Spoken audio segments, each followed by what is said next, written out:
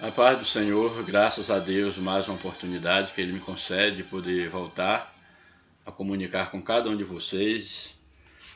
Dessa feita para trazer aí o comentário de mais uma das nossas lições da CPAD. Hoje a lição de número 10, de 6 de junho de 2021. Essa lição ela tem como título o Ministério de Mestre ou Doutor. Uma lição muito importante. De fato, essas lições elas estão maravilhosas. Nós vimos aqui na semana passada uma lição muito importante sobre o ministério de pastor. Hoje nós estamos aí com a lição Ministério de Mestre e Doutor. Faz parte aí dos dons ministeriais. Pena que estou postando o comentário já um tanto quanto tarde, atrasado. Pois de fato essa semana para mim foi bastante difícil, muita correria, com trabalhos aqui de final de semestre aqui da universidade, como também coisas da escola onde trabalho, e também não passei muito bem esses 3 últimos dias. Estou com uma melhorazinha um pouco mais hoje, devido ter aí acarretado demais a minha mente com muitas ocupações. Mas graças a Deus pela oportunidade de poder no dia de hoje estar gravando esse vídeo. Creio que ainda dá tempo alguns ouvirem antes da escola dominical ali, né? No caso amanhã. Eu quero dizer, talvez eu não faça um longo comentário, como a própria temática ela exige, mas eu quero minimamente falar dessa lição, que é uma das lições que eu acho que eu me identifico bastante, não que não me identifique com as demais, mas quando fala do ministério de mestre e de doutor, esse é um tema que de fato aguça a minha mente, o meu interesse. É um tema que de fato me traz assim um prazer, uma alegria muito grande em poder comentar. Em primeiro momento eu quero deixar bem claro que nós estamos falando aqui de dons ministeriais, não é de mera capacitação humana. Como nós vimos, dons de apóstolo, de profeta, nós vimos a questão do pastor. E quando falei sobre o pastor na semana passada, eu deixei bem claro que o pastor aqui, enquanto um dom ministerial, não é um ofício, não é um grau que alguém alcançou por méritos humanos ou não, ou por meios, quem sabe, dos mais escusos possíveis, conseguiu chegar ao posto de pastor. Nem todos que detêm o título de pastor são necessariamente ou têm necessariamente o ministério pastoral, foram chamados por Deus ou capacitados para esse ministério. O mesmo eu falo em relação ao ministério de mestre e doutor. É necessário que algumas coisas elas fiquem muito bem esclarecidas para nós não confundirmos. Às vezes eu vejo o trato com esse dom, com os dons ministeriais de um modo geral, e com isso não é diferente, como se esse dom ele fosse uma aquisição humana, pelos esforços humanos. Não estou, vou deixar bem clara a minha visão quanto à questão do conhecimento humano, mas como se fosse uma mera capacitação humana, que você pudesse, por meio de livro, por meio de cursos, você adquirir, no caso, se tornar um mestre, um doutor segundo a Bíblia. É necessário que a gente tenha muito cuidado em separar uma coisa da outra. Bem, então o título da lição é o ministério de mestre ou doutor, porque em dadas versões, em dados momentos vai estar chamando de mestre, em dado momento algumas versões chamam de doutor, mas diz respeito ao mesmo dom. O texto áureo da lição, ele vai aí aparecer na leitura bíblica em classe, portanto só vou lê-lo, não vou comentá-lo. Ele nos apresenta o seguinte: de modo que, tendo diferentes dons, segundo a graça que nos é dada, se ensinar que haja dedicação no ensino. A verdade prática nos apresenta o seguinte: os vocacionados por Deus para o ministério de ensino são por ele chamados para edificar a igreja de Cristo. Isso, para mim, eu acho muito importante essa verdade prática, porque nos apresenta que aqueles que foram vocacionados por Deus para o ministério do ensino, chamados com esse dom de mestre ou doutor para o ministério do ensino, que esses tenham a consciência, e a própria igreja ela perceba isso, que esses que assim foram chamados, eles foram chamados para ajudar na edificação da igreja, mas não por uma capacidade própria, mas exatamente na instrumentalidade do Espírito Santo. Eles foram chamados para ajudar na edificação da igreja, uma vez que a Bíblia diz que Deus deu à igreja mestres ou doutores. Eles foram dados para a igreja, para servirem a igreja, e não para serem servidos, como também os demais dons ministeriais, como os dons do Espírito como um todo. Bem, então antes de adentrarmos na análise da leitura bíblica em classe dos textos, eu quero deixar aqui algumas informações que para mim elas são muito caras para nós entendermos o ministério de mestre, doutor ou doutor, enquanto um dom do Espírito, enquanto um dom ministerial do Espírito Santo. A primeira, não necessariamente na ordem, eu vou trazer aqui algumas coisas que eu penso, que eu tenho aprendido e também que eu tenho me posicionado no decorrer dos séculos, que é uma das coisas que eu gosto sempre de me colocar, de me impor, que eu não que ninguém funda o conhecimento do nada. Todo conhecimento que se obtém é a partir de alguma coisa, a partir das nossas vivências. O nosso capital cultural ele é resultado das nossas inter-relações, dos lugares onde nós frequentamos, das pessoas com quem nós entramos em contato. Então não estou querendo dizer que eu seja original em nada, que eu tenha um pensamento original que surgiu do nada, não. Mas também eu gosto sempre de me colocar, de refletir, de pensar o pensamento, a fim de que eu possa também me posicionar criticamente, ter um posicionamento intelectual, filosófico, teológico diante daquilo que eu leio e diante daquilo que eu escuto. Então eu quero trazer aqui alguns posicionamentos, a maneira como eu penso em relação à temática, tanto à luz daquilo que eu tenho estudado, principalmente nas Escrituras, mas também secularmente, no aspecto teológico. Eu quero trazer alguns posicionamentos, deixando bem claro que são posicionamentos meus, do que eu penso em relação ao dom, no caso aqui, ministerial de mestre ou de doutor, e aquilo que eu vejo no dia a dia, na prática de muitos que se dizem mestres, nas práticas teológicas, naqueles que se colocam na mídia como sendo grandes mestres, grandes doutores. Então eu quero fazer a minha leitura desse tema também, trazer a minha leitura. Eu não vejo muito sentido me propor aqui a ter um canal que é para trazer subsídio, que eu esteja apenas reproduzindo por reproduzir aquilo que a lição fala, aquilo que os outros falam, e que eu não me posicione dentro da minha visão de mundo, dentro das minhas vivências nesses 50 anos aí de vida e, é claro, aos pés de Cristo, uma vez que fui criado num lar cristão. Bem, então a primeira observação que eu quero fazer aqui é que o dom do ensino, ele está ligado, como também a pregação, mas no nosso caso aqui é o ensino, enquanto um dom. O dom do ensino ele está ligado diretamente ao ato de falar ou escrever. É claro que a gente também ensina por meio daquilo que nós escrevemos, mas geralmente o ensino ele está ligado ao ato da fala. E a primeira grande observação que eu quero trazer aqui quanto ao ensino é fazer esse paralelo entre ensinar e falar. Por exemplo, no livro de Tiago, no capítulo de número 3 de Tiago, se você tiver uma Bíblia aí, você pode abrir sua Bíblia. Tiago, capítulo 3, verso de número 2, nos apresenta o seguinte. Eu vou começar a ler do verso 1 e alguns versos de Tiago, porque, vamos dizer assim, está dentro do contexto do texto aqui, ou do tema que nós iremos tratar, que é o ministério aí de mestre ou doutor. Bem, então Tiago capítulo 3, verso de número 1 a seguir, diz o seguinte: meus irmãos, não sejais muito de vós mestres, sabendo que receberemos um juízo mais severo.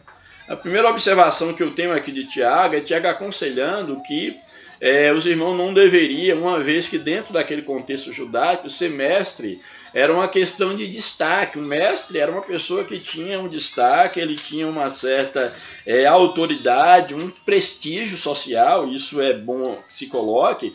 Por exemplo, aqui na lição aqui do professor, no final da lição aqui, coloca em relação ao mestre, mostrando que nas escrituras essa palavra geralmente ela designa uma pessoa superior às outras, dentro daquele contexto bíblico, era alguém superior aos outros, superior em poder, em autoridade, em conhecimento, e várias palavras são traduzidas por mestre.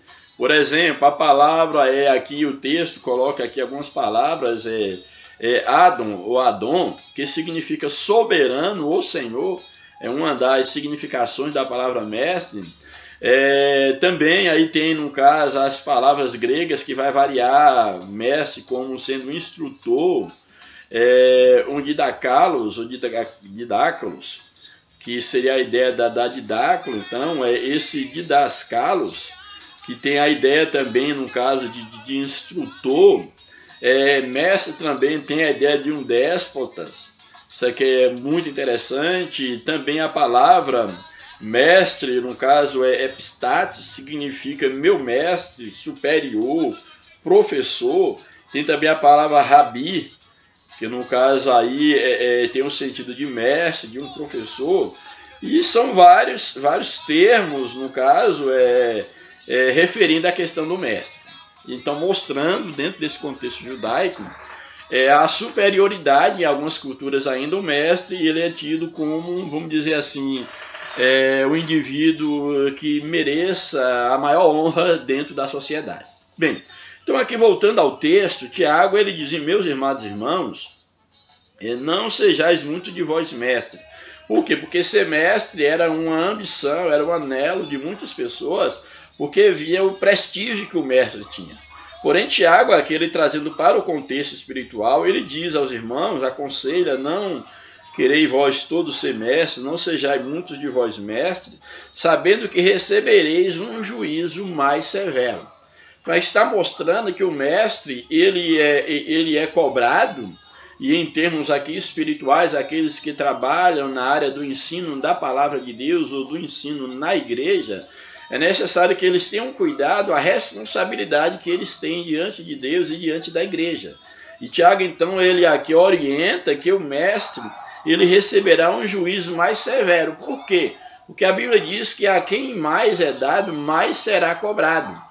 Então, aquilo que eu ensino, se isso não faz sentido na minha vida, se isso não é a verdade na minha vida, mas eu quero ensinar os outros, em primeiro lugar, eu sou responsabilizado por Deus por aquilo que eu ensino. Aí Tiago, ele continua, não vou aprofundar no texto, senão eu ficaria só nesse texto, gravaria todo o vídeo apenas nesse texto, mas o texto é apenas para apresentar essa leitura que eu já quero fazer em primeira mão entre o ministério de mestre ou doutor e o ato de falar, da linguagem.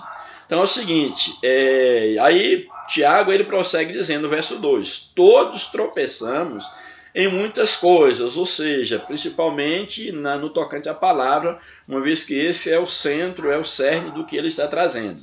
Se alguém não tropeçar em palavra, não errar, não dizer uma palavra que não deveria ser dita, esse é homem perfeito e capaz de refrear também todo o corpo. É interessante porque Tiago ele já coloca a princípio que todos tropeçamos em alguma coisa, e no tocante à palavra não é diferente. Todos nós somos passíveis de tropeçar nas palavras, de falar, de ser infeliz no que nós falamos ou no que nós ensinamos. E Tiago está dizendo que se alguém ele não tropeça em palavras, ele pode ser considerado um homem perfeito e capaz de refrear todo o corpo. Sabemos que perfeito, o mestre perfeito por excelência, o doutor perfeito por excelência, só Cristo. Todos nós falhamos. Aí o verso 3, ele diz o seguinte: ora, se pomos freios na boca dos cavalos para que nos obedeçam, então conseguimos dirigir todo o corpo. Verdade também, os navios, que embora tão grandes e levados por impetuosos ventos, com um pequenino leme, se volta para onde quer que o impulsione, no caso, o timoneiro, aquele que está com o timão conduzindo, no caso, a embarcação. Aí o verso 5. Assim também a língua é um pequeno membro e se gaba de grandes coisas. Vede quão grande bosque um pequeno fogo incendeia. Aqui mostrando que a língua, apesar de ser um pequeno membro, se gaba de grandes coisas. O homem peca muito, principalmente pela língua, e coloca a língua aqui como uma faísca, uma pequena faísca de fogo. Imagina aí um fósforo, que você colocando numa floresta, vamos dizer ali, com mais facilidade de combustão, você pode queimar toda uma floresta, causar um grande incêndio. Assim é a língua. Aí o verso 6, a língua também é um fogo. Sim, a língua qual mundo de iniquidade colocada entre nossos membros, contaminando todo o corpo, inflama o curso da natureza, sendo por sua vez inflamada pelo inferno. Aí verso 7, pois toda espécie de feras, como de aves, tanto de répteis, como de animais do mar, se doma e tem sido domado pelo homem, mas a língua nenhum homem a pode domar. É um mal irrefreável, está cheia de peçonha mortal. E aí começa a falar da língua, que com ela nós bendizemos a Deus, amaldiçoamos ao homem. E ele começa a fazer aqui uma leitura metafórica, falando da ideia do verso 11, por exemplo, porventura da mesma fonte pode vir água doce e água amarga, mostrando o cuidado que se deve ter com o uso da língua. Eu não vou continuar lendo o texto, porque eu vou estar aí sendo tentado a fazer aprofundamento e eu posso aqui fugir do foco da lição. Bem, então, o que eu quis dizer com isso? Primeiro colocar que o ensino, ele está ligado, ensinar está ligado ao uso da língua. E a língua se deve ter muito cuidado, como o Tiago mesmo observa, que o homem não consegue dominar, ter um domínio, ter um controle total sobre a sua língua, a ponto de ser perfeito e de não ser infeliz no uso da sua fala. Então essa é a primeira observação, mostrando que o ensino está ligado diretamente ao uso dessa faculdade, que é exatamente a língua. Uma outra observação que eu faço é exatamente, nós estamos falando aqui de um dom ministerial. Um dom ministerial, e não se deve confundir o dom com a intelectualidade. Eu posso separar uma coisa da outra, talvez tenhamos grande dificuldade. Mas eu quero dizer que quando fala de ensino, é claro, estou falando de intelectualidade.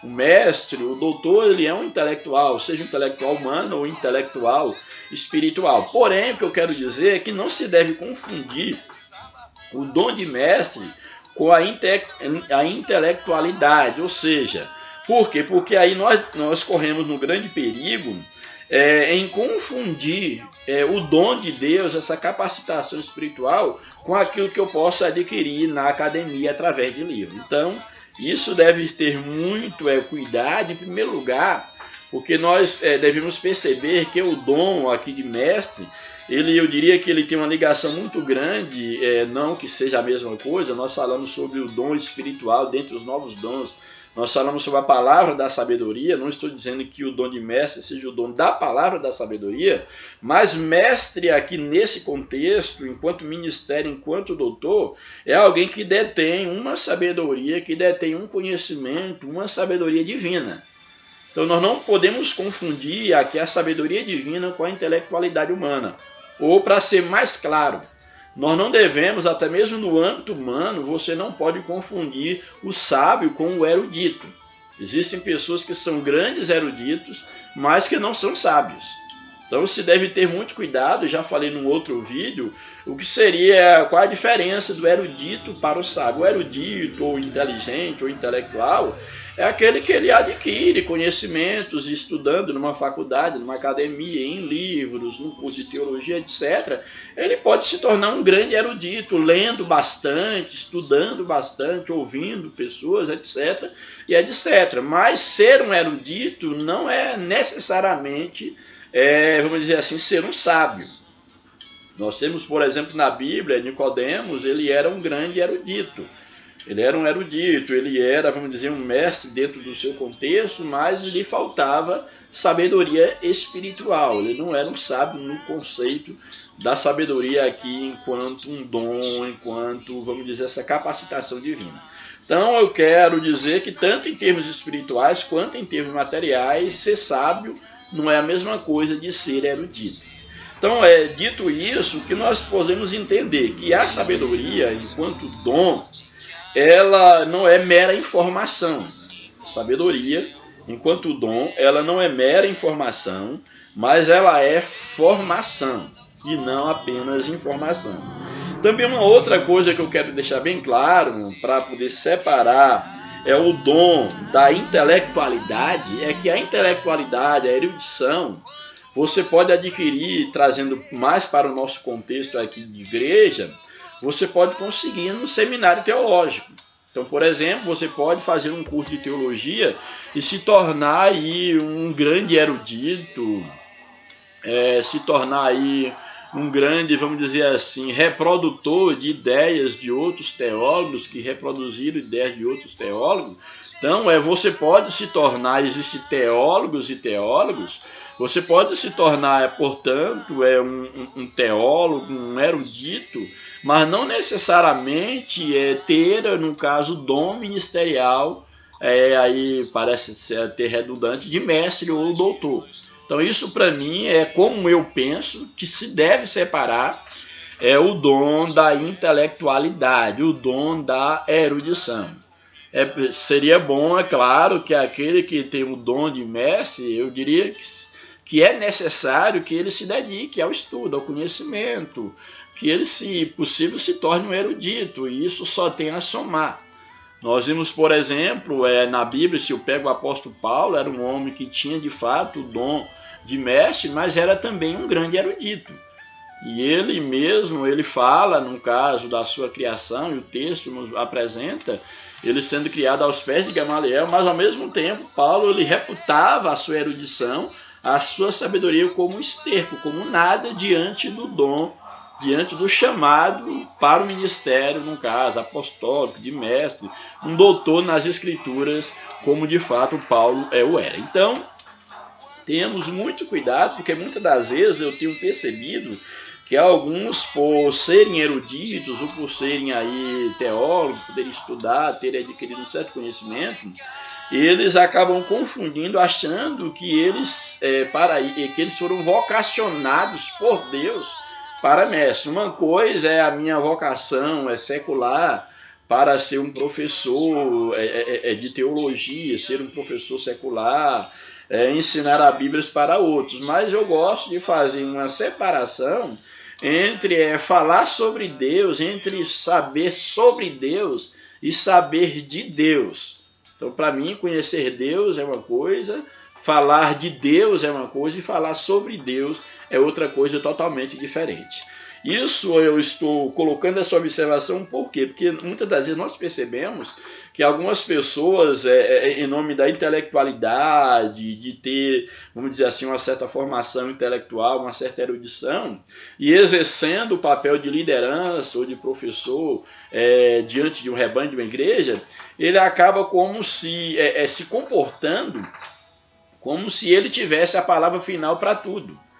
Como se ele pudesse, então, estar fundando doutrina, fundando dogmas a partir da leitura de um texto, ele ter a interpretação do texto, a única forma de interpretar, a única maneira de ler o texto, como se ele, pela sua erudição, pela sua capacidade intelectual, como se ele detivesse o conhecimento, o âmago, o profundo do conhecimento das Escrituras. Quando, na verdade, eu penso à luz da Bíblia, que quando o dom aqui de mestre ou doutor, ele é colocado dentre os dons ministeriais, e o texto diz que Deus deu alguns à igreja como mestres ou doutores, eu penso que isso é uma capacitação espiritual e não simplesmente algo que eu posso adquirir com os meus esforços, porque eu sou esperto, eu tenho uma mente fértil, eu tenho uma certa inteligência emocional, intelectual, a inteligência está ligada, é claro, ao intelecto, que eu necessariamente tenha, vamos dizer assim, um ministério de mestre. Então isso eu quero fazer uma grande diferença, mesmo porque quando eu estiver comentando a lição, isso ficará mais claro. Então não confunda erudição com sabedoria, não confunda o dom, no caso, para ser mestre, com ser teólogo, com capacidade intelectual, meramente intelectual. Então, de posse dessas informações, é necessário que nós tenhamos muito cuidado, porque, de fato, se nós formos analisar, por exemplo, penso eu, se nós formos analisar a vida, a prática e o próprio ministério de muitos que se dizem mestres, que se dizem doutores nas Escrituras e até mesmo líderes ou pastores, e que se acham detentor, vamos dizer assim, do conhecimento para poder estar conduzindo o rebanho, boa parte da prática dessas pessoas, tanto a prática no sentido do que eles fazem, quanto do que eles ensinam, boa parte de suas práticas, elas estão reprovadas à luz do verdadeiro conhecimento da palavra de Deus.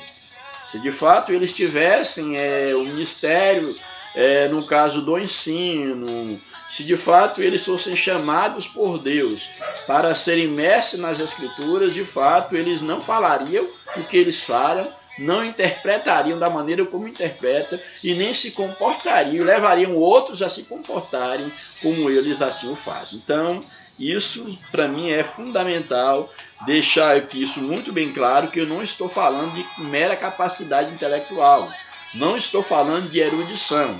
Aqui a lição está nos apresentando o ministério de mestre. É alguém que foi vocacionado por Deus para o ministério de mestre de ensino, e feliz da igreja que tenha pessoas vocacionadas para isso, feliz do pastor que ele consegue perceber que ele tem na igreja que está sob a sua responsabilidade, que ele tem pessoas que de fato foram separadas por Deus, foram vocacionadas e dadas por Deus à igreja como mestres. Feliz do pastor que reconheça isso e que de fato dê espaço, que de fato deixe que Deus se utilize dessas pessoas para serviço do reino de Deus, a serviço da igreja. Bem, sendo assim feito essas breves considerações, vamos então para a leitura bíblica aí do texto, da leitura bíblica em classe. Aí temos dois textos, temos Mateus, capítulo 7, verso 28 e 29, na verdade são 4 textos. Mateus 7, 28 e 29, Atos 13, verso 1, Romanos 12, verso 6 e 7, e Tiago, capítulo 3, verso 1. Então vamos ver o que nos apresenta esses textos. Primeiro momento, Mateus capítulo 7, versos 28 e 29. Verso 28 de Mateus 7. E aconteceu que, concluindo Jesus este discurso, as multidões se admirou da sua doutrina. Aqui fala de um contexto, que eu não vou entrar aqui no mérito do contexto maior, mas que Jesus, após ter concluído um discurso, entenda-se discurso aqui como um ensinamento, não era uma mera pregação, Jesus havia ali discursado, havia ensinado a multidão, e diz o texto que, concluindo ele aquele discurso, aquele ensinamento, a multidão se admirou da sua doutrina. Doutrina aqui na Bíblia, sempre quando entramos em contato com a expressão doutrina, entenda-se doutrina como ensinamento, que era a doutrina dos apóstolos, eram os ensinamentos dos apóstolos. Então, após Jesus discursar, diz aqui que a multidão se admirou do seu ensinamento, da sua doutrina. Aí o verso 29 diz o seguinte: porquanto os ensinava, quem os ensinava? Jesus os ensinava com autoridade e não como os escribas. Aqui eu já te chamo a tua atenção. Jesus ensinava com autoridade e não como os escribas. Qual é a diferença? Quem eram os escribas? Os escribas, eles eram, vamos dizer assim, os guardiões da lei. Eram aqueles que atualizavam as escrituras, no caso do Antigo Testamento, que eles tinham um profundo conhecimento e cuidado e perícia em poder estar escrevendo, conservando, vamos dizer assim, os manuscritos das escrituras. Eles eram os grandes mestres, eles ensinavam. Eles eram pessoas de uma erudição invejável, era a nata, era o melhor da sociedade, era exatamente um escriba. Porém aqui, e retomando aquilo que eu falei a princípio, nós não devemos confundir erudição com sabedoria, não podemos confundir intelectualidade, conhecimento acumulado com o dom ministerial, a vocação espiritual para o ministério de ensino. Porque nós percebemos aqui que a diferença entre Jesus e os escribas era que os escribas eles tinham grande erudição, porém Jesus ele tinha poder nas suas palavras. Ou seja, Jesus ele tinha, podemos dizer assim, eu gosto sempre de afirmar, nós sabemos que entender a natureza de Cristo é um dos grandes desafios dentro da teologia, porque Jesus, em momento algum, ele deixou de ser Deus, mas também ele era totalmente homem e totalmente Deus. Ele, no caso, ele esvaziou da sua glória, mas não da sua divindade, ele não deixou de ser Deus. Porém, nós temos uma dificuldade de separar o Jesus homem do Jesus Deus, e muitas das vezes nós achamos que Jesus cumpriu o seu ministério salvífico, ele se tornou homem, mas o Jesus homem era só de fachada, mas ele agia, ou ele de fato encarou o seu ministério, a sua missão como um Deus, não. É claro que em dado momento a divindade de Jesus ela era revelada. Jesus ele nunca deixou de ser Deus, mas ele realizou a sua obra enquanto um homem.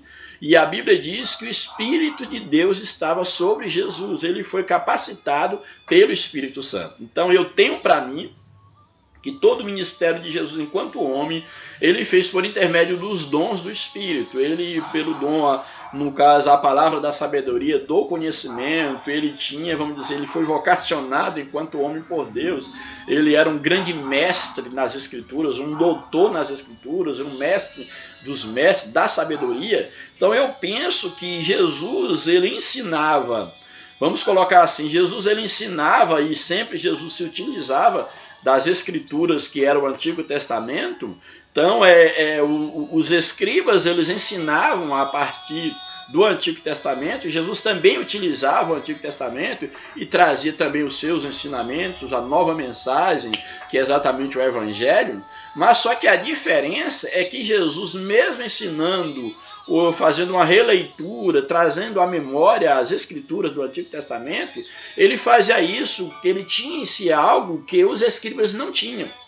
Porque o texto deixa bem claro que a multidão se admirava do ensinamento, da doutrina de Jesus, porque ele ensinava com autoridade e não como os escribas.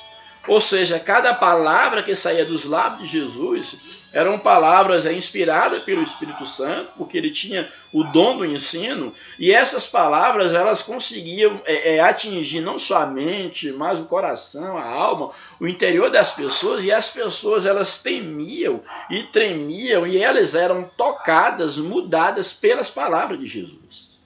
O que não acontecia com os escribas. Eles eram eruditos, que ensinavam, traziam muitas informações, mas não tinha essas informações o impacto formativo no coração, na mente dos ouvintes. Então essa é a grande diferença que eu espero que você já esteja entendendo, para nós percebermos que não podemos confundir o dom, a vocação para o ministério do ensino com mera intelectualidade ou erudição nas Escrituras. Então Jesus, vamos dizer, se ele em dado momento ele falasse as mesmas palavras que os escribas falassem, as palavras de Jesus tinham efeito diferente no coração das pessoas, porque ele falava com autoridade, porque ele foi ungido pelo Espírito Santo, ele tinha o dom, podemos dizer assim, ministerial de mestre. Aí Atos 13, o verso de número 1, nos diz o seguinte: olha, na igreja que estava em Antioquia, havia alguns profetas e doutores, a saber, havia ali Barnabé, Simeão, chamado Níger, Lúcio, Cirineu, Manaé, que fora, no caso, criado com Herodes o tetrarca, e havia ali Saulo, que é o mesmo Paulo. Então são algumas pessoas apresentadas como profetas e como mestres, doutores na igreja de Antioquia. Então mostrando que havia pessoas na igreja que havia essa capacidade, eram capacitados e usados no ministério do ensino. Aí no livro de Romanos, capítulo 12, verso 6 e 7, o verso 6, diz o seguinte: de modo que tendo diferentes dons na igreja, segundo a graça que nos é dada, se é profecia, que seja segundo a medida da fé, no caso, a medida do dom. Se é ministério, que seja em ministrar. E se é ensinar, que haja dedicação em ensino. Aqui eu quero chamar a atenção só aqui, que é o que nos interessa na lição, é o ministério do ensino, que diz que aquele que tem o ministério do ensino, que ele se dedique a ensinar. Uma das coisas que eu penso que a igreja ela tem sofrido muito, às vezes e a liderança peca muito nesse sentido, e não reconhecer e não aceitar a vocação de cada um dos membros da igreja. É necessário que cada um esteja na vocação para a qual foi chamado. Se alguém na igreja que foi chamado para ser mestre, não adianta colocar ele em outro setor, que ele pode até fazer o trabalho, mas isso fará com que o dom dessa pessoa ele esteja, vamos dizer assim, ele esteja sendo obscurecido por uma função que ele está fazendo, para a qual ele não foi chamado, ele não foi vocacionado.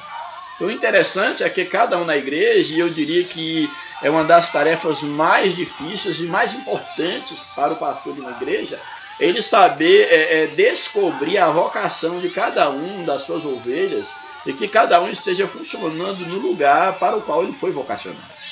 Então aqui o texto, quando ele apresenta a ideia aqui, voltando ao texto, é que se alguém ele tem o ministério do ensino, que ele não se distraia, que ele não haja distração, no sentido dele estar dedicando a outras coisas que não seja o ministério de ensino. Então, se o Senhor ele te capacitou, de fato, você recebeu de Deus o ministério do ensino, você foi chamado para o ministério da palavra, do ensino, um doutor nas escrituras, você deve se esmerar, se dedicar ao teu chamado, ao teu ministério. Por meio de quê? Por meio da leitura da palavra de Deus, por meio de uma vida de oração, de consagração, por meio de uma vida de percepção espiritual, de se posicionar atento a pensar aquilo que está sendo ensinado na igreja, aquilo que está sendo posto nas escrituras, porque Deus te chamou exatamente para ser mestre. Então você deve se dedicar a isso. Isso para mim eu acho que é fundamental.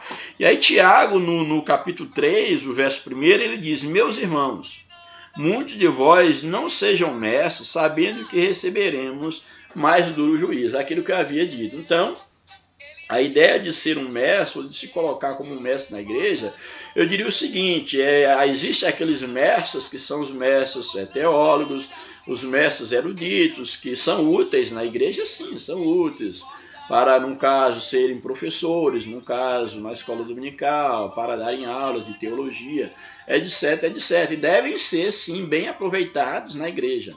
Porém, é claro que Tiago fala aqui também dentro desse contexto, vamos dizer assim, cultural da época, de muitos queriam estudar ali, quem sabe com os escribas, para se tornarem mestres, para ter um prestígio social. Porém, Tiago está dizendo que aqueles que ensinavam, de um modo geral, que se atreviam a ensinar os outros, que eles deveriam estar conscientes de que eles seriam cobrados, que o juízo seria maior sobre esses que se colocam como mestre.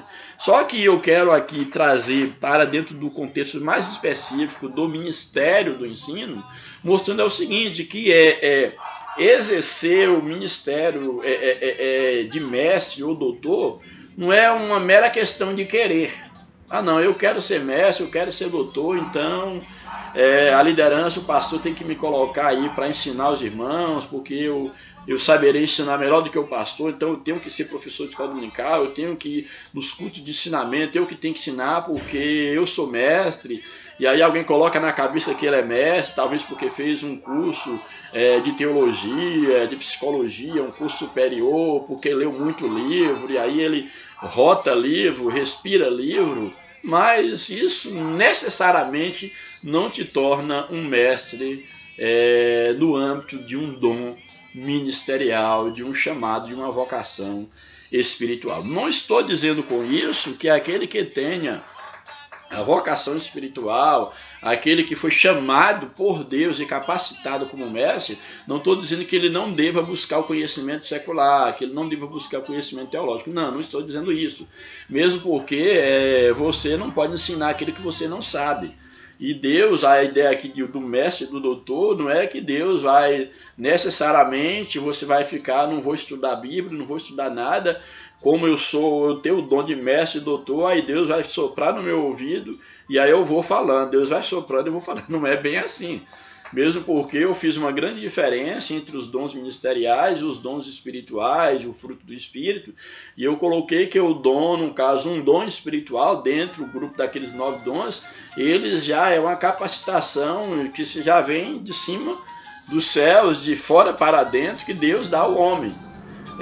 Mas, porém, o ministério, a vocação, o próprio dom, o próprio fruto do Espírito, dentro desse mais aspecto, é algo para o qual você foi chamado e é uma habilidade que Deus te capacitou para que você seja usado por Deus, não naqueles momentos quando, no caso dos dons espirituais, você tomado como aquela ferramenta. Aqui é algo mais diferente.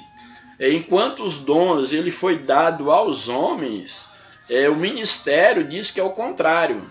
A Bíblia diz que Deus deu dons aos homens, dons espirituais, mas aqui no tocante aos dons ministeriais, a Bíblia diz que esses homens foram dados à igreja, eles foram chamados, foram selecionados por Deus e foram entregues à igreja para exercer. Então, para exercer esse ministério, eles têm que ter uma constante afinidade com o Espírito Santo, têm que ter uma sensibilidade espiritual para ouvir a voz de Deus e uma capacitação espiritual para poder discernir, para poder deliberar, para poder interpretar, para poder pensar o pensamento, tanto dele quanto dos outros, à luz de uma orientação espiritual. Parece ser meio muito a abstração, mas o que eu estou querendo colocar aqui é exatamente que o dom para mestre é uma capacitação espiritual, mas que necessariamente não excusa, não abre mão, não tira daquele que foi chamado por esse dom,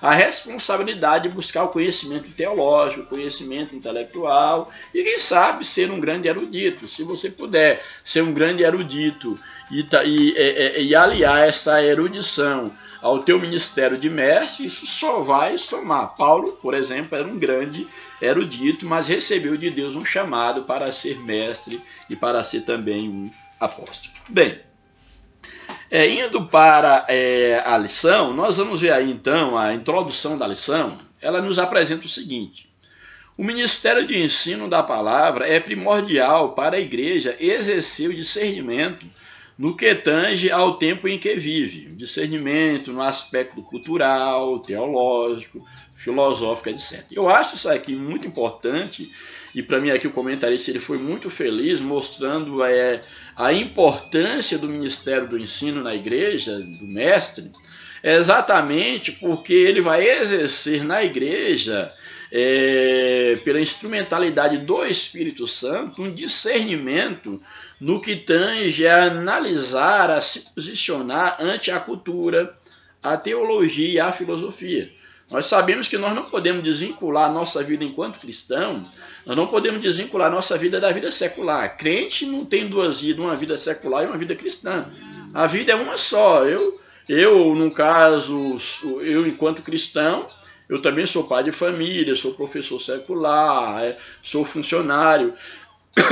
Eu tenho as minhas atividades e eu não posso dizer, não, aqui hoje eu estou na escola onde trabalho, então aqui não tem nada a ver com a minha vida cristã, aqui eu posso me importar dessa e daquela maneira, com os meus alunos, com os meus colegas de trabalho, com os vizinhos eu posso portar dessa forma, com alguém que eu faço negócio eu vou me comportar de outra forma. Não, o cristão não tem vida secular e, vamos dizer assim, não há uma separação entre vida secular e vida, vamos dizer assim, religiosa, sagrada.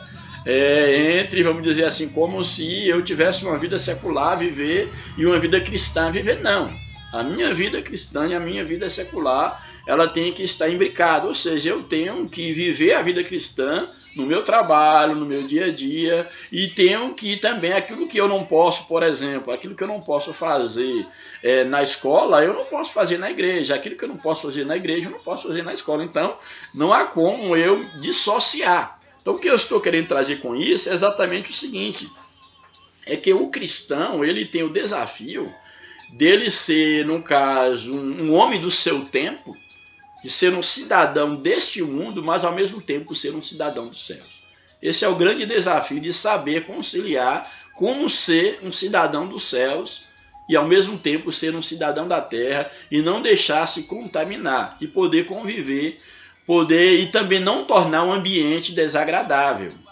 Como mostrar que você é útil à sociedade, mas que ao mesmo tempo você tem em si algo que pode contribuir espiritualmente para o bem-estar do teu povo, da tua nação, do grupo no qual você está inserido. Então aqui está dizendo que o mestre, aquele que que foi chamado por Deus com essa capacitação, ele é fundamental para se colocar diante da cultura, da teologia, da filosofia, para uma vez que as pessoas que fazem parte da igreja são as mesmas pessoas que fazem parte da sociedade lá fora. Então, aqueles que fazem parte lá, no caso, que trabalham nos mais diferentes tipos de meios sociais, estuda com os mais diferentes tipos de pessoas, de capitais culturais, os mais diferentes possíveis, são os mesmos que formam a igreja. A igreja não é uma sociedade paralela. A igreja, ela faz parte da igreja pessoas que fazem parte da sociedade secular. Daí a necessidade de mestres, de doutores na igreja, que possam, vamos dizer assim, se posicionar, discernir até que ponto a cultura secular, a teologia, a filosofia, até que ponto o que ela pode trazer de contribuição para a igreja em termos espirituais e o que ela pode trazer de nocivo. Daí a necessidade de um mestre. Tão importante é a função do mestre na igreja, que as escrituras declaram o quanto ele deve esforçar-se intelectualmente para exercer tal tarefa, ele esmerar, aquele que foi chamado para ensinar, que dedique-se ao ensino. É uma tarefa importante e indispensável, que exige muito de quem desempenha tal tarefa. Aí no primeiro tópico da lição, Jesus, o mestre por excelência, o primeiro subtópico nos apresenta o mestre da Galileia, que é Jesus, lá o mestre da Galileia. Doutor incomparável, aqui é um predicativo para Jesus, doutor incomparável, percorria Jesus toda a Galileia, ensinando nas suas sinagogas e pregando o evangelho do reino. Então Jesus, ele pregava o evangelho, mas ele também ensinava ali nas sinagogas, ele ensinava sobre o reino. No ministério terreno, seus sermões e ensinos e discursos eram inflamados pelo amor às pessoas. Aqui nós vemos uma leve diferença, onde fala de sermões, discursos, ensinos, e aqui eu quero dizer que bom seria que toda pregação fosse ensinamento. Mas nós sabemos que, infelizmente, em dados meios, a pregação é algo mais ligado, que toca mais a questão do emocional, onde as pessoas, às vezes, não têm nem muito tempo de pensar naquilo que o pregador está falando, elas emocionam, etc. E tem a sua função, a pregação. Mas bom seria se a pregação ela fosse também ensinamento, como Jesus o fazia. As pregações de Jesus, de fato, eram ensinamentos, eram discursos que ensinavam, ou seja, que a nossa fala, que as nossas pregações, eu não estou querendo limitar a pregação ao ensinamento, mas bom seria que houvesse um teor de ensinamento nas nossas pregações e que essas pregações elas atingissem não só a alma, mas atingissem também a razão, a mente, o intelecto das pessoas, para que elas de fato pudessem de maneira racional entenderem a sua necessidade, a necessidade da sua alma, do seu espírito, a sua necessidade de vida.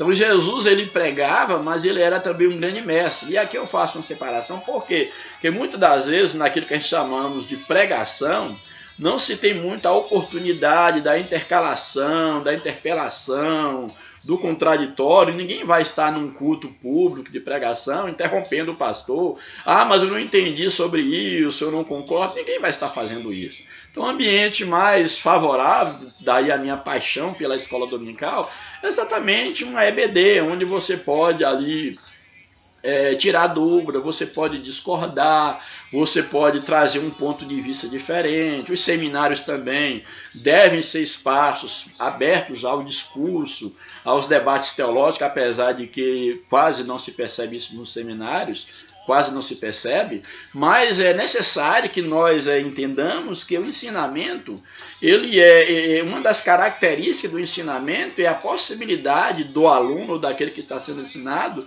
de poder acompanhar, de poder de maneira racional, poder refletir, poder questionar, poder divergir, a fim de que, de fato, a formação ela seja, de fato, alcançada.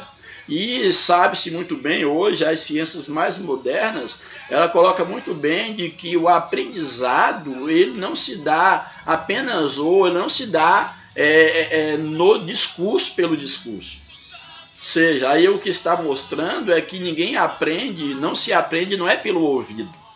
Hoje, as teorias mais modernas vai colocar Pedro Demo, por exemplo, um professor, um nomeado professor, ele vai colocar o próprio Saviani também, ele tem uma sacada nesse sentido.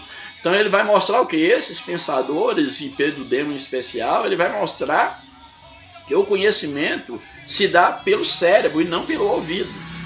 Então o conhecimento, o ensino, a aprendizagem, melhor dizendo, ela se dá, a via da aprendizagem é o cérebro e não o ouvido. Não é estar ouvindo e ali se emocionando, não, mas quando se diz que a aprendizagem ela se dá pelo cérebro, é a ideia de poder refletir, de poder construir um conhecimento. Então hoje as grandes universidades de destaque hoje, principalmente em países considerados de primeiro mundo, o aluno, aquele que vai para essas universidades, eles não vão lá para estar ouvindo o professor o tempo todo.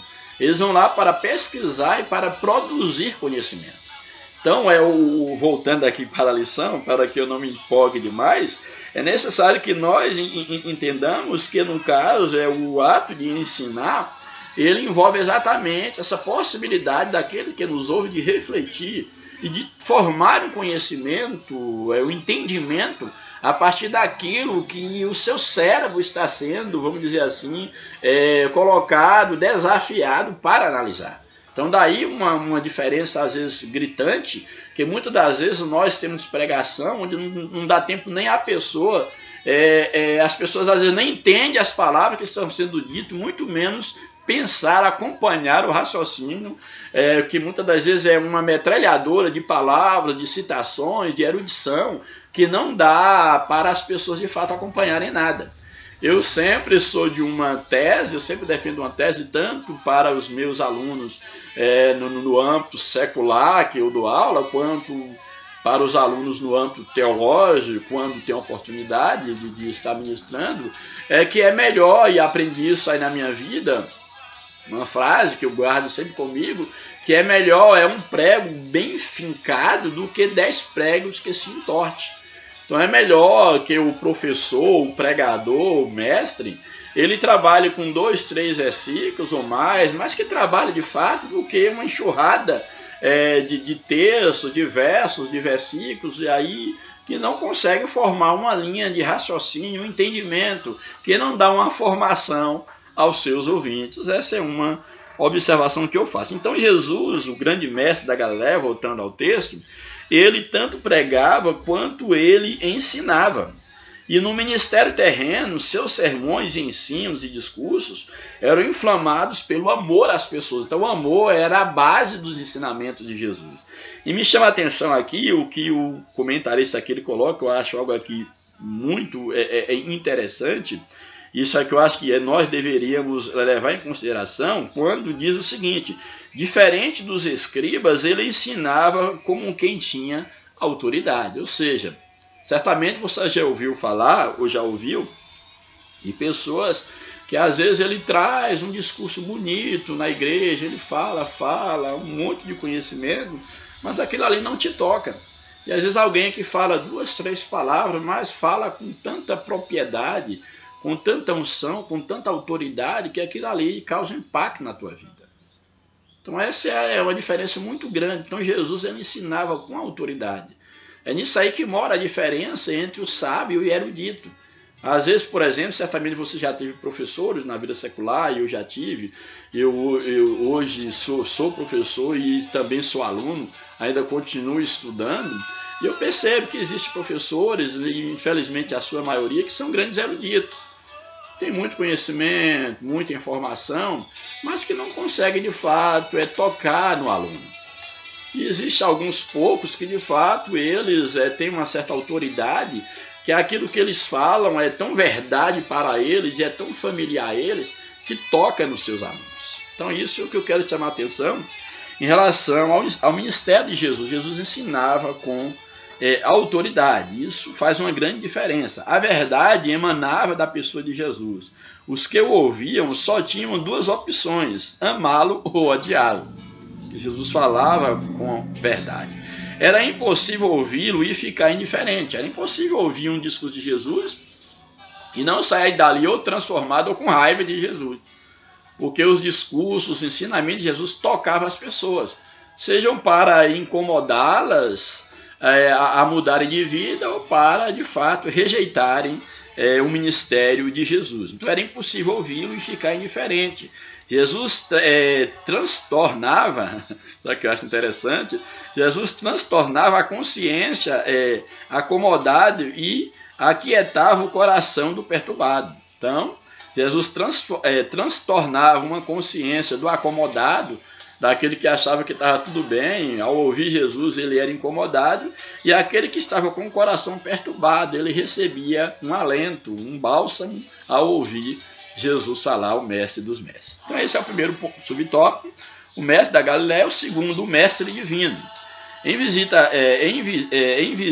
a Jesus, um mestre da lei chamado Nicodemos, que era um grande erudito, educado nas melhores escolas religiosas de Israel e grande conhecedor das escrituras hebraicas, ele reconheceu em Jesus um personagem incomum. Olha, ninguém pode falar e nem fazer o que tu fazes se Deus não estiver com ele. Então Nicodemos, esse grande mestre, esse grande erudito, ele reconheceu que de fato Jesus era um mestre diferente. Ele até quis, pena que não dá para a gente entrar aqui na discussão, ele até quis traçar vamos dizer assim, um diálogo com Jesus, quem sabe de mestre para mestre, mas ele percebeu que o terreno não dava para ele. Quando ele começa a elogiar Jesus como bom mestre, a chamar Jesus ali, a entrar em discurso, entendeu? Jesus já leva ele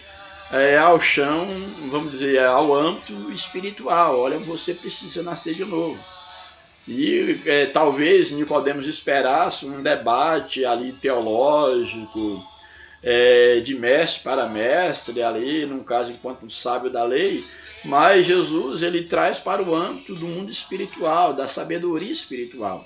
Nicodemos não tinha sabedoria espiritual, ele tinha um conhecimento humano, conhecimento teológico, conhecimento secular.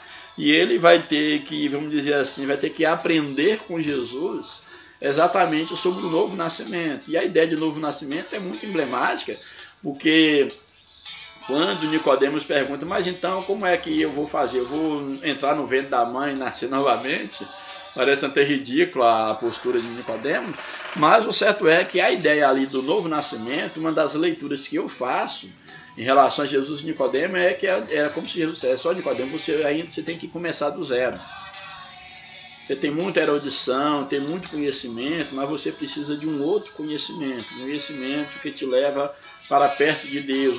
Você precisa que agora os seus olhos espirituais, a sua mente espiritual, ela precisa ser iluminada pelo verdadeiro conhecimento que eu tenho, que eu trago, que é o conhecimento de Cristo. Eu acho isso fantástico, mas não vou entrar na ideia aqui do novo nascimento, mas é só uma deixa para nós refletirmos. Então, Nicodemos, ele vai dizer que Jesus ele reconhece Jesus uma personagem comum no seu tempo, e esse mesmo fariseu, no caso de Nicodemos, ele era um príncipe do judeu.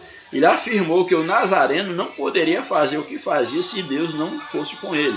Como já falei, Jesus é chamado mestre cerca de 45 vezes ao longo do Novo Testamento. De fato, Jesus, ele é o mestre, não um mestre, ele é o mestre. O terceiro subtópico da lição, o mestre da humildade. É muito interessante.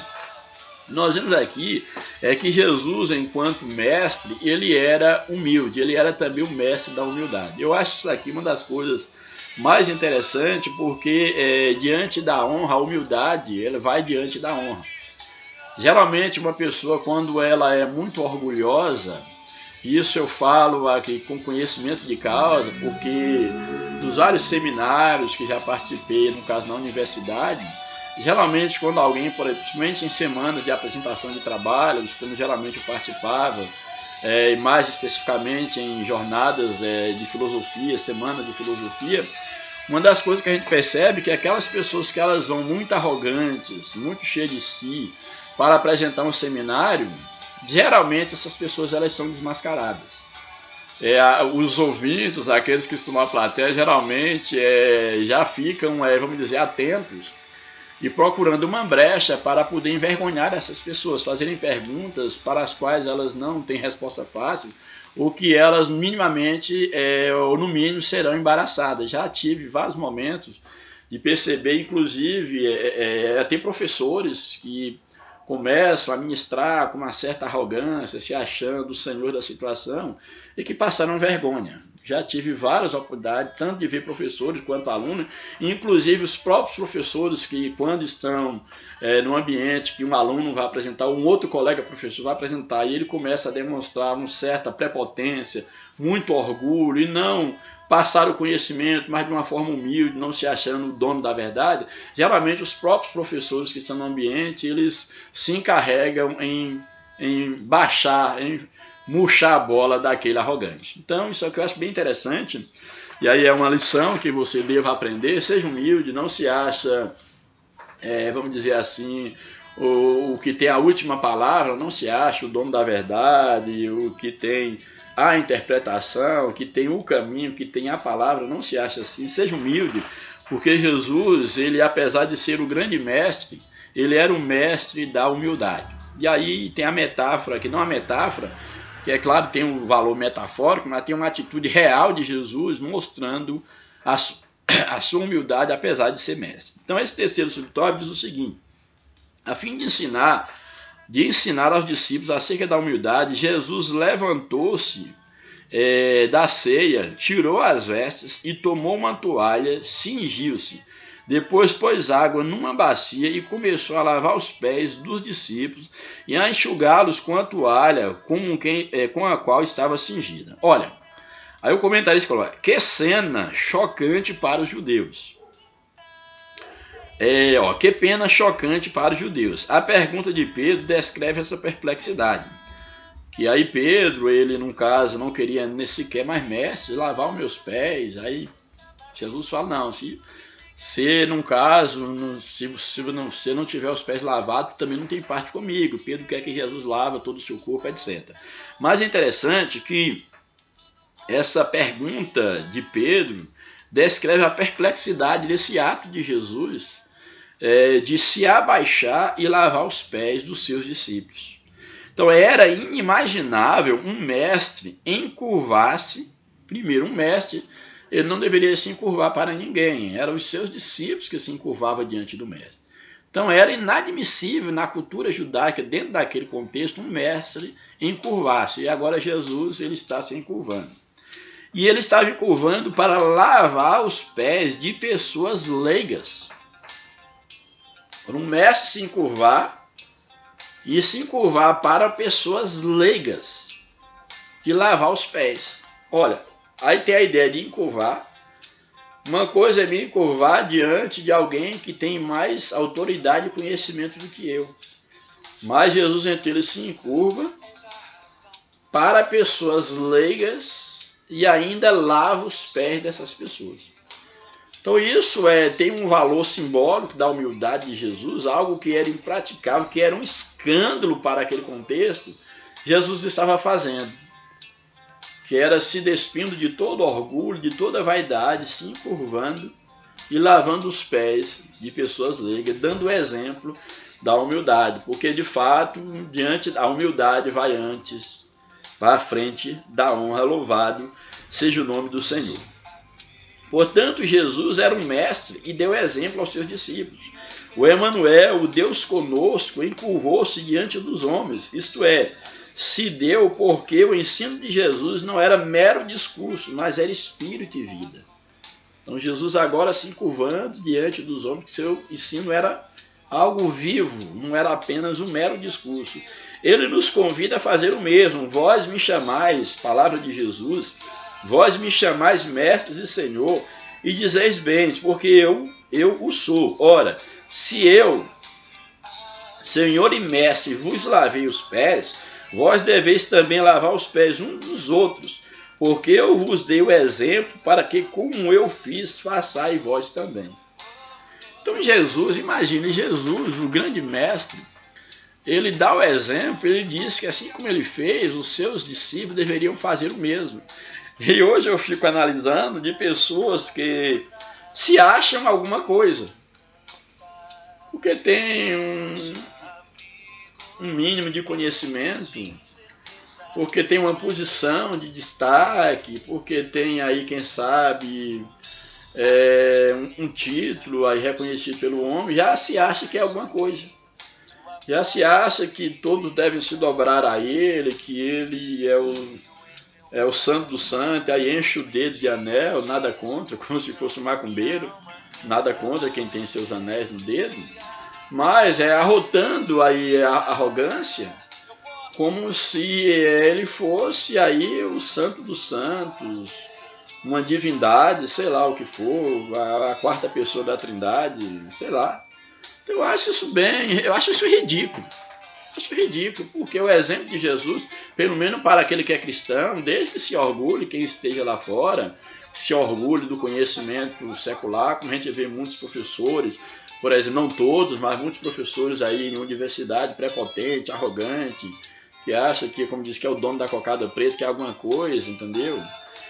E às vezes muitos deles, quanto mais título adquire, menos sabe ensinar, parece que mais burro fica, mais burro eles ficam, porque ensinam menos, ou pelo menos transmitem menos conhecimento, mas são arrogantes. Mas no âmbito espiritual, no âmbito da igreja, uma vez que todos nós temos que ser servos uns dos outros, e Jesus é o nosso mestre por excelência, muitos aí deveriam baixar um pouco a bola e aprender com Jesus aí a teologia do lava-pés, a ser humilde. Bem, vamos para dar uma avançada, porque já temos aí 1 hora de relógio e ainda estou no primeiro tópico e vou tentar correr um pouco daqui para frente. O segundo tópico é o ensino das escrituras na igreja do primeiro século, uma ordem de Jesus. Antes de ascender, ou seja, de subir aos céus, de modo solene, Jesus determinou aos seus discípulos que ensinasse todas as nações. Ensinar o quê?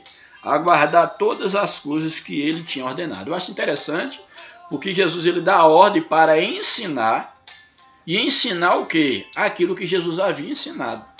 Isso para deixar bem claro que não se ensina aquilo que não aprendeu. Você só ensina aquilo que você aprendeu. E no tocante ao ministério de ensino, enquanto um dom, você só ensina aquilo que você ouviu de Jesus. Ou seja, diante de uma situação, diante de algo que você tem que se posicionar, que você tem que trazer um ensinamento, você tem que estar em sintonia com Jesus, para que ele esteja te orientando o que ensinar, como interpretar, o que dizer, o que não dizer. Isso é necessário para, de fato, nós estarmos realizando o ministério do ensino, para sermos usados por Deus. Porque Jesus diz, eu acho isso muito interessante, quando ele vai exatamente mostrar e exigia dos seus discípulos que ele deveria ensinar as nações a guardar todas as coisas que ele havia, no caso, ordenado, que ele havia ensinado. O livro de Atos registra a obediência dos primeiros apóstolos no cuidado de cumprir a determinação de Jesus. Após a descida do Espírito Santo, o discurso de Pedro foi um verdadeiro ensino proferido no poder do Espírito Santo, quando ali quase 3.000 almas se dobram ao Evangelho. Tendo em vista a plena edificação da igreja na palavra, o Senhor Jesus, através do Espírito Santo, dotou alguns de seus servos com um dom ministerial de mestre ou doutor. Esse dom é uma capacitação sobrenatural do Espírito Santo. Grave isso.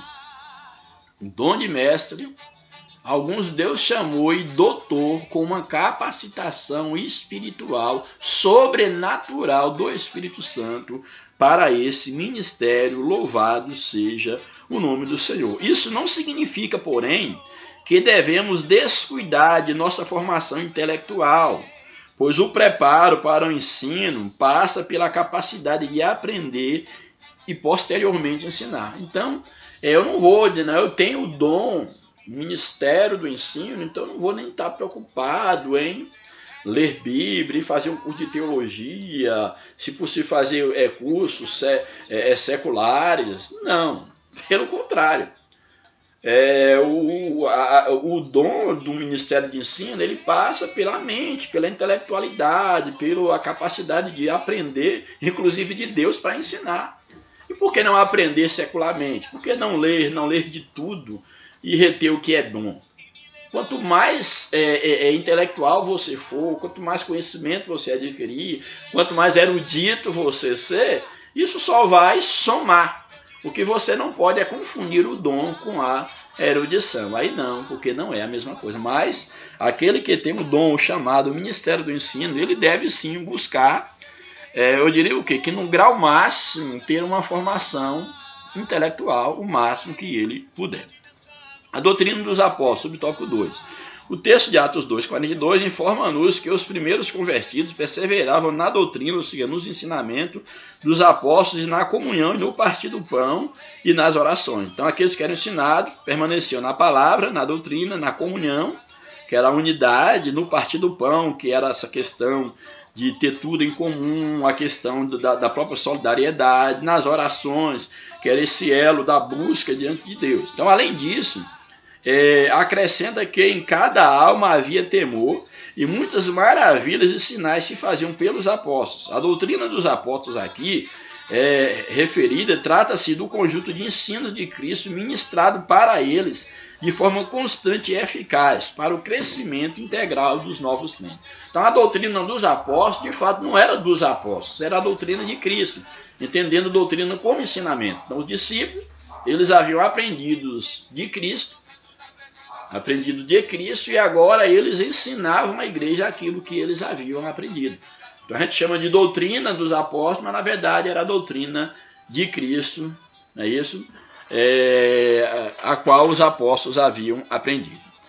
Então está aí a doutrina dos apóstolos. Também uma outra coisa interessante, aí o subtópico 3, ensinamento persistente. Os primeiros mestres das Escrituras foram os integrantes do colégio apostólico. Então, os primeiros mestres nas Escrituras eram aqueles que integravam, no caso, ao colégio apostólico, que foram capacitados por Deus, chamados para serem apóstolos e capacitados como mestres na igreja. A igreja, é claro que havia uns como profetas, como os apóstolos, como mestres, como era o caso de Paulo. A igreja começou nas casas onde o ensinamento ou ensino era ministrado em pequenos grupos nos lares. Falando aos anciãos de Éfeso, o apóstolo Paulo mostrou-se como um verdadeiro mestre que ensinava publicamente pelas casas, testificando tanto aos judeus como aos gregos a conversão a Deus e a fé em nosso Senhor Jesus Cristo. Paulo é um dos grandes nomes da Bíblia enquanto um doutor mestre nas Escrituras, porque ele, na capacitação de Deus, do Espírito Santo, ele podia debater com gregos e judeus. Ele era um homem que, de fato, além do conhecimento secular, ele detinha de Deus uma autoridade espiritual. Deus havia preparado homens para ensinar e levantado doutores na igreja de Antioquia, como nós lemos. O Pai Celestial, igualmente, deseja levantar mestres em sua igreja na atualidade. Vivemos dias em que esse ministério nunca foi tão necessário como agora.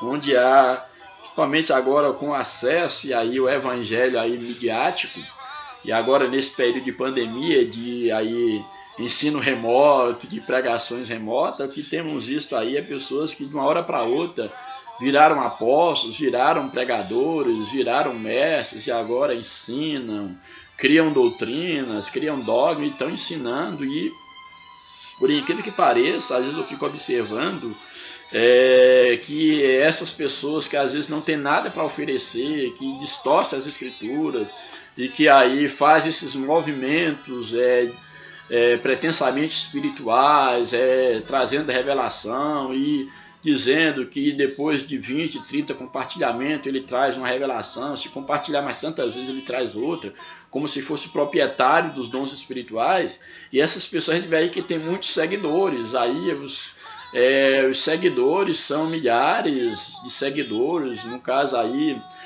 até aí no caso, o canal dessas pessoas aí, às vezes tem não sei quantos mil inscritos, e eu, coitado, estou aqui me esmerando para poder, com muita dificuldade, tentar passar um pouco da palavra de Deus, dentro das minhas limitações, com muito temor a Deus. E às vezes 300 e poucas pessoas num canal que já tem quase 5 anos. Eu não queixo em termos espirituais, porque eu sei do meu chamado, eu sei do meu propósito, sei que através desse trabalho a mensagem de Deus está sendo levada, quem sabe aí aos confins da terra. Quem sabe alguém agora do outro lado do mundo não esteja ouvindo a mensagem através da instrumentalidade do Espírito Santo me usando. Mas eu falo assim, o nível da valorização do ensino. A gente percebe pessoas que dizem 3 palavras, dizendo coisa por coisa, as pessoas são arrebanhadas. E outros, quantos a gente sabe que tem na internet pessoas sinceras, que tem um ensinamento verdadeiramente puro, legítimo, que tem coisa para nos ensinar, que tem, vamos dizer assim, algo para nos dar, para ajudar na nossa formação espiritual. Muitas das vezes nós não ouvimos essas pessoas, não escrevemos nos canais dessas pessoas, não damos muito ouvido. Vídeos muito longos, alguns já inclusive reclamaram. Tive alunos na escola onde eu trabalho, isso há alguns anos atrás, falaram: o professor tem um canal, eu descobri, mas os vídeos são grandes demais, entendeu? Aí eu falando com eles em relação à questão, a questão do objetivo, que eu ensino. Infelizmente, o ensino, dentro do âmbito secular, o ensino ele nunca foi valorizado, as pessoas preferem que as outras sejam ignorantes. E isso não é diferente na igreja. Quanto mais os membros de uma igreja, os adeptos, sejam meros religiosos, sejam ignorantes, melhor para boa parte da liderança. Que aí eles podem dominar, pode dizer que está vendo anjo, está vendo aquilo, que Deus mandou fazer isso, aquilo, outro. E as pessoas fazem porque não tem conhecimento. Então, infelizmente, o conhecimento sempre foi algo que incomodou e nunca houve espaço. Na política, quanto mais o povo ser ignorante, é melhor para os políticos. Na religião, quanto mais ser ignorante, é melhor para aqueles que dominam. Na sociedade como um todo. E não é diferente, também, infelizmente, não é diferente nas igrejas enquanto meras religiões. Que nós temos que separar o Evangelho de Cristo, a Igreja de Cristo, da religião em si. A gente tem que fazer uma separação, porque, de fato, Jesus, eu sempre costumo dizer que o Evangelho de Cristo é o Evangelho do esclarecimento, não do emburrecimento. O Evangelho de Cristo não estraga ninguém. Não, meu marido aceitou Jesus, virou crente e estragou meu marido. Era uma pessoa dedicada, dava conta da família, um bom marido, e agora só está vivendo para a religião. Estragou meu marido. Isso não foi o Evangelho. O Evangelho melhora as pessoas, transforma, melhor dizendo. Ele não estraga ninguém. Fiz essa pausa aqui, não sei porquê, mas acho que certamente há um endereço naquilo que eu estou falando. Deus certamente colocou isso no meu coração. Bem, e o último tópico da lição, a importância do dom ministerial de mestre. Quanto esse dom é importante. Uma necessidade urgente da igreja. Para o ministério de ensino ser eficaz na igreja local, é preciso haver pessoas vocacionadas, chamadas por Deus para isso.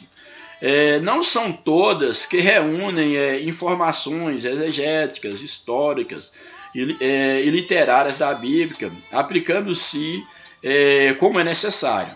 É claro que com as devidas observações, nós não podemos dizer que uma pessoa, por ele ter informações exegéticas, literárias quanto à Bíblia, saber usar tudo isso, não quer dizer que necessariamente ela tem um dom ministerial para o ensino, não necessariamente, mas isso ajuda.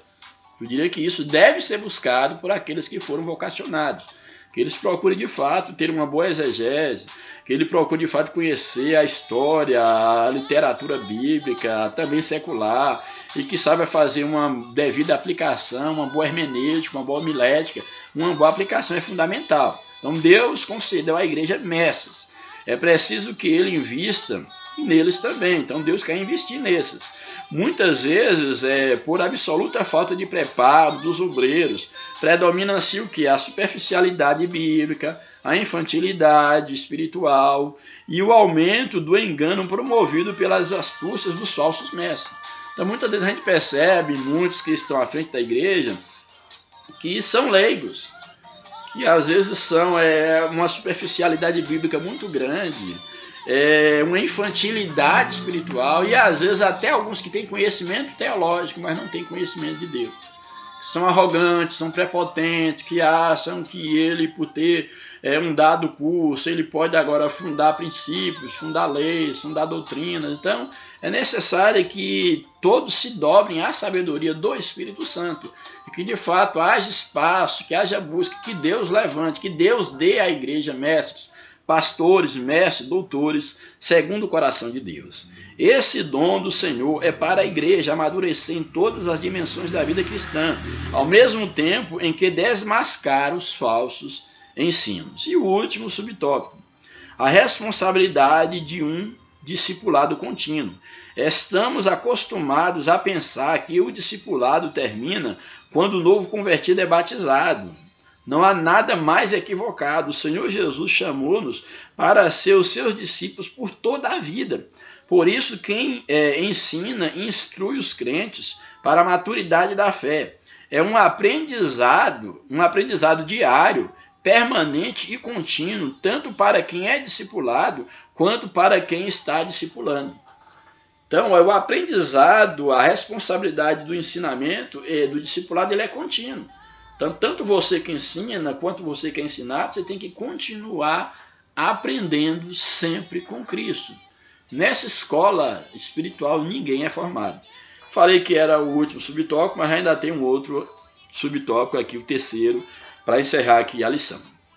Requisitos necessários ao mestre. Apresentaremos alguns requisitos importantes para a igreja reconhecer pessoas com dom ministerial de mestre nessa época. Então aqui o comentarista, ele tem aqui a ousadia de apresentar aqui critérios para que alguém seja reconhecido como tendo o dom ministerial. Deve-se fazer uma certa ressalva a isso, mas ele coloca aqui pelo menos 4 critérios para se reconhecer alguém que de fato tenha o dom de mestre. Então vamos analisar e vamos ver como nós nos posicionamos diante dele. Então, segundo o autor, a igreja, o dom ministerial, existe alguns requisitos importantes que a igreja pode reconhecer pessoas que têm o dom ministerial, o dom de mestre. Primeiro, que ele apresenta um salvo em Cristo, com certeza. Porque o mestre, segundo Cristo, aquilo que ele ensina tem que fazer sentido para ele. Então, a principal função do mestre espiritual é ensinar os homens a salvação, é ensinar as verdades espirituais para se tornarem verdadeiros cristãos, salvos de fato. Então, aqui o mestre, ele tem que ser, se ele vai ensinar sobre a salvação, o verdadeiro mestre, não estou dizendo aquele que se arroga mestre, mas aquele que verdadeiramente ele quer ensinar as Escrituras, e ele vai ensinar como Jesus ensinou, tendo autoridade, tendo Jesus como modelo, ele deve viver aquilo que ele ensina. Então, um dos critérios, um salvo em Cristo. Não pode haver dúvida quanto à própria experiência salvífica por parte do vocacionado para o ministério do ensino, ou seja, ele tem que acreditar naquilo que ele ensina. Infelizmente, há pessoas que não creem naquilo que ensina, assim não há verdade nem firmeza nelas.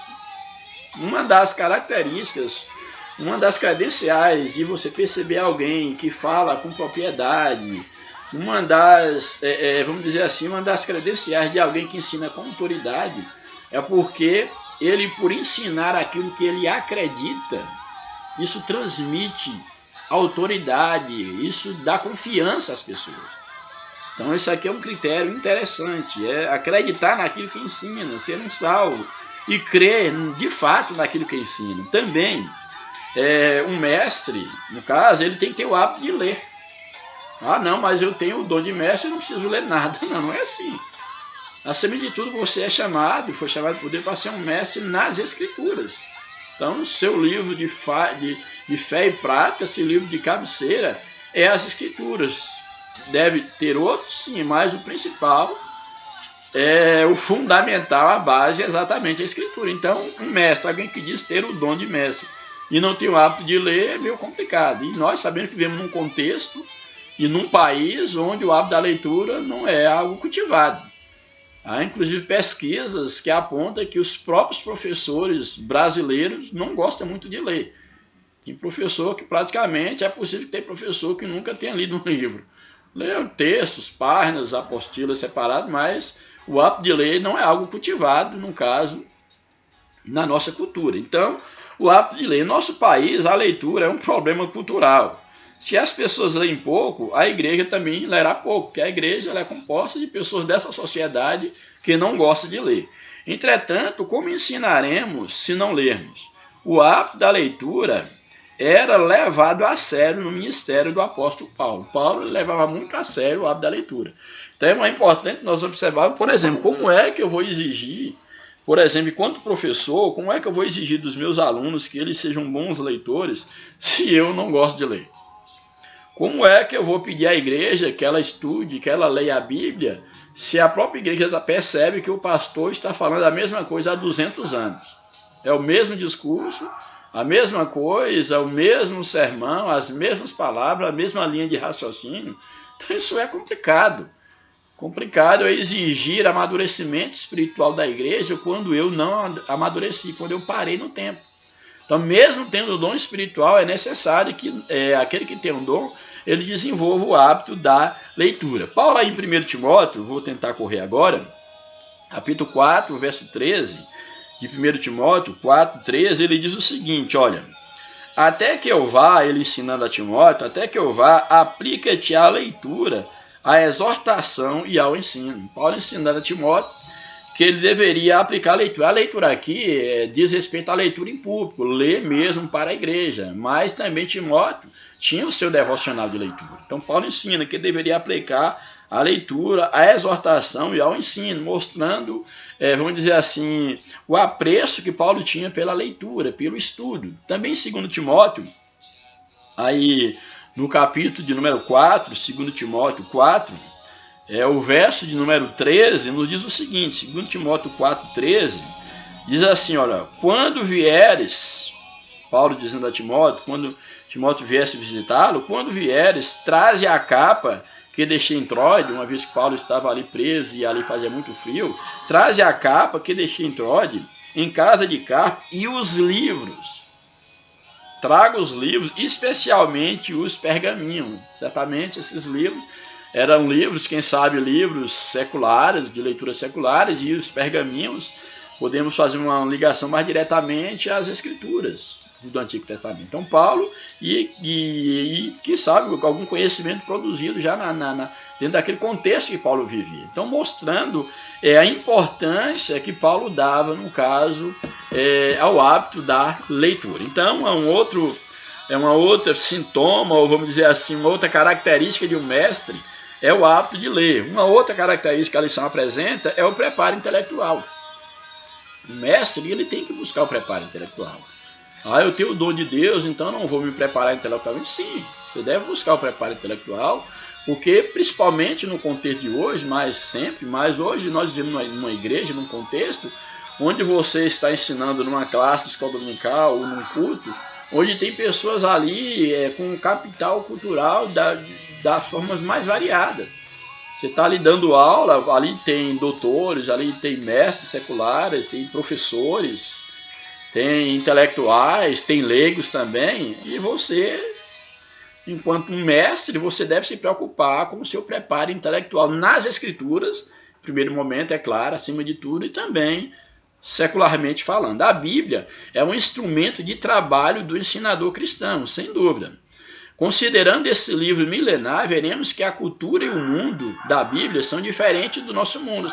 A cultura da Bíblia é diferente da cultura atual. Como eu vou fazer essa ponte? Exatamente buscando o conhecimento do mundo bíblico e o conhecimento do mundo atual, e como eu fazer uma interpretação fiel à Bíblia no tempo dela, e como eu aplicar a Bíblia para os dias de hoje. Então, isso custa um grande preço da intelectualidade.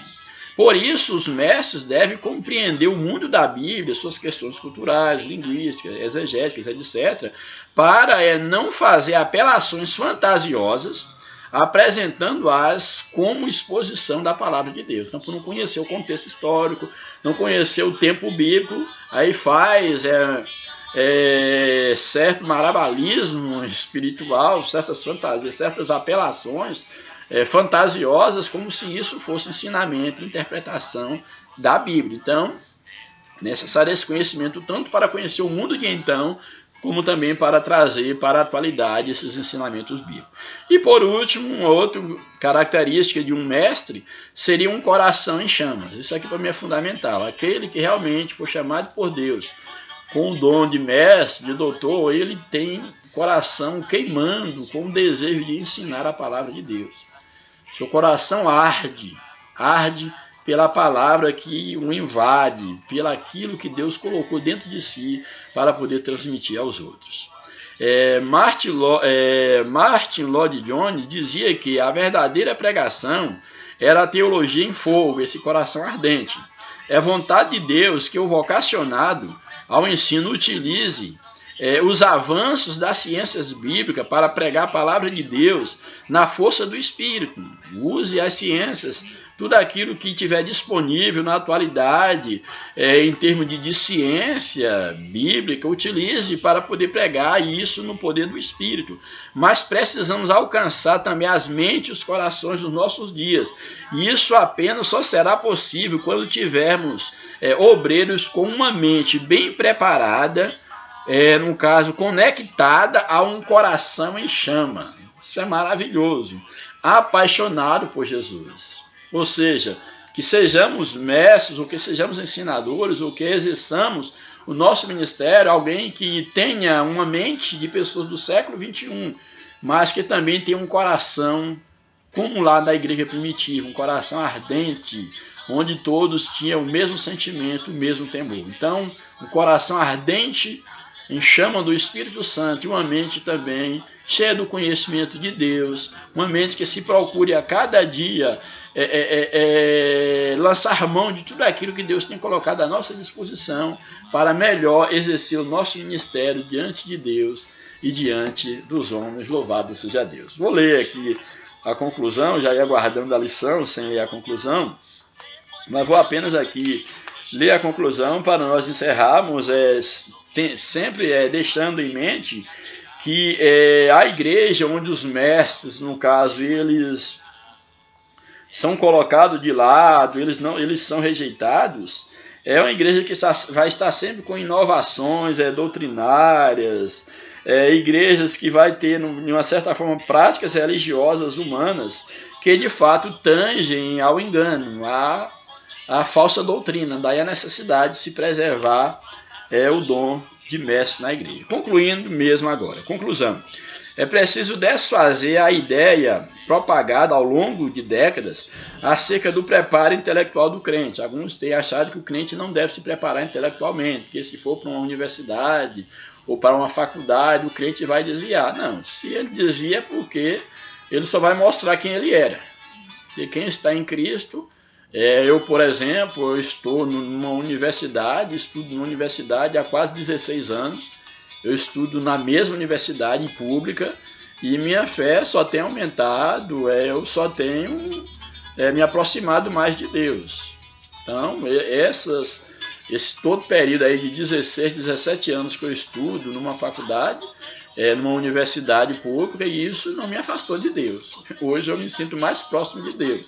Então, tem que tirar esse mito de que o crente não deve buscar conhecimento secular. Se fosse assim, Paulo seria o mais frio dos apóstolos do Novo Testamento, pois não haveria obreiro mais bem preparado que ele. Imagine.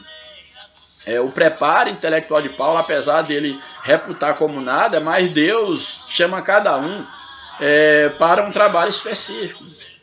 Paulo tinha o dom de mestre dado por Deus, sim, mas a sua capacidade intelectual foi colocada a serviço de Deus. Nenhum apóstolo iria nos lugares onde Paulo foi, porque Paulo ele era um grande intelectual.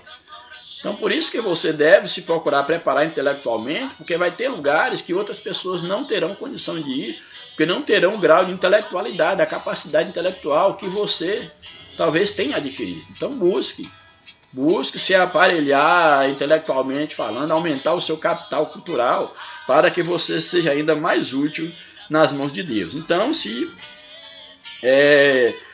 Paulo ele soube então, aqui segundo a lição aqui, no momento soube conjugar preparo intelectual e poder do alto. É disso que as nossas igrejas precisam, homens cheios do Espírito Santo, mas do mesmo modo com a mente iluminada para responder com mansidão, temor, a razão da nossa esperança. Deus nos abençoe, que Deus nos ajude, que nós possamos buscar do Senhor a cada dia mais, ser usados por Ele no dom para o qual Ele nos chamou, e que estejamos diante da sua presença para sermos úteis na sua obra. Que Deus nos abençoe, um grande abraço.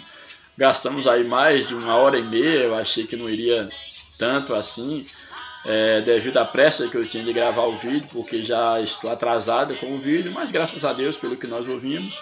Peço desculpa por estar postando o vídeo aí atrasado, mas que Deus te abençoe, que você seja um propagador da palavra de Deus. Um grande abraço, que a bênção de Deus seja sobre a sua vida e da tua família, sobre o teu ministério, em nome de Jesus. Amém.